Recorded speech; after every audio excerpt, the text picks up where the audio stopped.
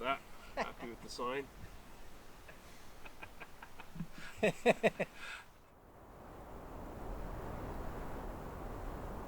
From 2005 to now, basically, I've been trying to take part in studying the species that we fish for here.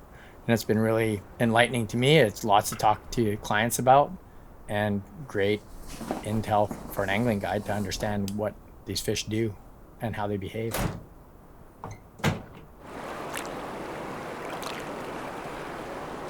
Bull trout are considered an indicator species because they need diverse and healthy habitat. If bull trout can sustain and be productive within a watershed, then it's likely the watershed can sustain those other species that are native to that watershed. They colonized coastal watersheds at the time of glaciation. So they're native, they're endemic. They came into our rivers when our rivers were formed.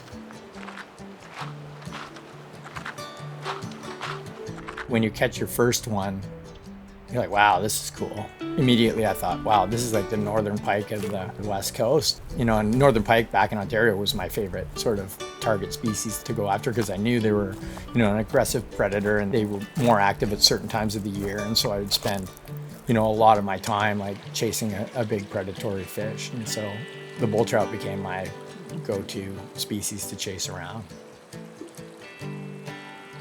I think the oldest bull trout on record is about 24 years old from what I've read in scientific articles.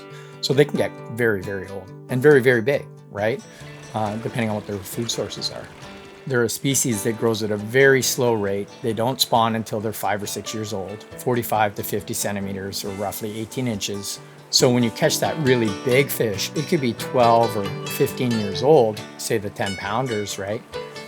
Those fish in the sort of 60 to 70 centimeter range or 24 to 26 inches, they're old fish. They're grandpa. They've seen, at least 2 to 3 generations of Chinook salmon.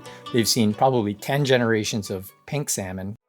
The Squamish watershed is unique and is really good for bull trout because it offers the type of habitat they need.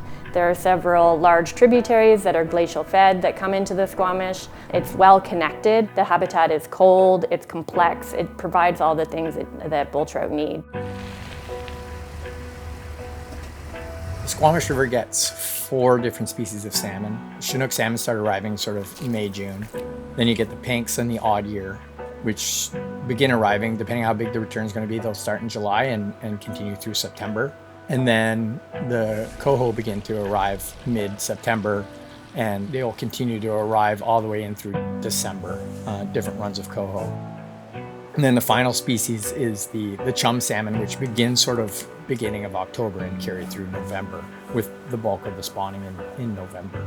The salmon life cycle is what gives bull trout their food. Whether it's the dying salmon giving enough nutrient loading for insects or enough eggs for food or fry for food, flesh for food off the salmon cycle.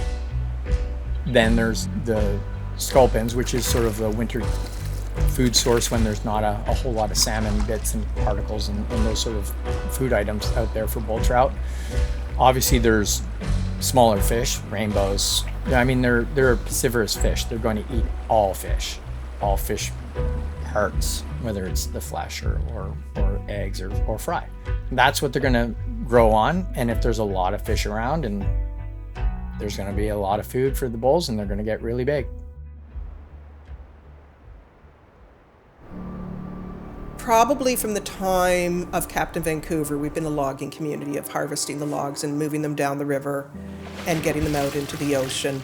We certainly have a lot of evidence of that throughout the estuary of old steam donkeys and cable systems, and almost all the trails that you walk on, there's usually a logging history to that, being a skid road or something to move wood along. When I moved up here in the early 90s, and I went up to the Squamish Forest Road, all the way up, it was clear cut the entire way up. The Mamquam drainage was completely clear cut. You can see when you sit in Squamish and you look up at the Mamquam mountain, and the trees are very young compared to the rest of the landscape. And the Mamquam would blow out. Every time it rained, just too much water would come through and send everything down with it. I don't want to sound crass, but Squamish seemed like a community that was crying out at the time for a little bit of environmental awareness, being very heavily into the logging community. We, from 1995 until 1998, did assessments on all the watercourses in the entire watershed. I have flown, walked, swum over 144 watercourses in both watersheds, identifying areas that had been impacted by logging, to restore habitat for migratory fish, removing anadromous barriers for migratory fish. Also, a huge component of the project was working to provide a retraining and alternatives to logging to get into different sectors, including biology, fisheries management for out-of-work logging communities. So since 2013, we've been working very closely hiring InStream to help us with our fisheries monitoring program. We've done quite a few different studies on bull trout spanning the last decade or so. Our first was a radiotelemetry study. We've done some work just to get a handle on the number of bull trout in the watershed, some more complex statistical modeling to see how many fish are in the river. And then more recently, we're just wrapping up a study to understand exploitation rates of bull trout. The study was specifically for a recapture rate. That study went on for 2 years, so I tagged 150 bull trout. I would tag a bull trout with 2 tags, and then I'd release the fish, and anglers would then catch that fish, and on the tags would be a phone number. So they would clip the tags off, call the number, and read the 2 numbers off to the study managers, and the anglers rewarded for that in order to get buy-in from the anglers to report the catch. In the past, the Squamish area has had industry using it without a lot of regard for the repercussions of what they're doing. That's all changed now. And now we're at a point where the drainage itself is beginning to operate like it should. It's absorbing the rainfalls and it's not blasting out like it used to in the 90s.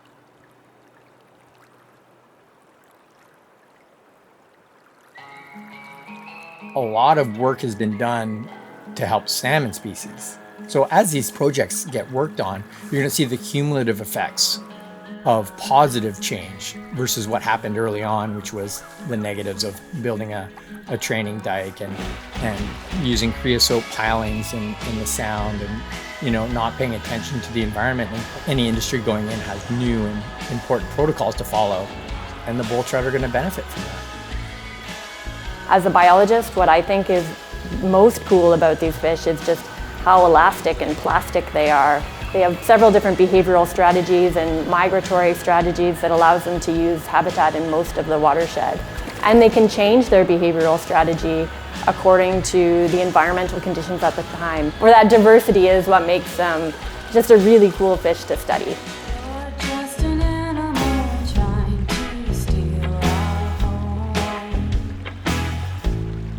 Can you help me? I'm just an animal trying to rest my bones. Let's not come scratching around all this here I go. You mean to say the grass and the dirt and the oldest river sounds? Oh, it's all a game when you're born on the right side of the road.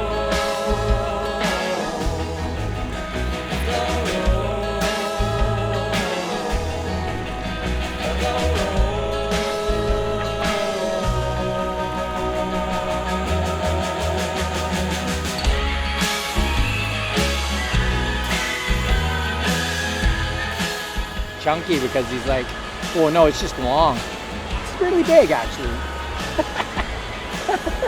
Ultimately, we want to understand how fish are using their habitats, where they're moving to and when, and in understanding that, we can potentially protect critical habitat for them to execute their life history and exist in our watershed.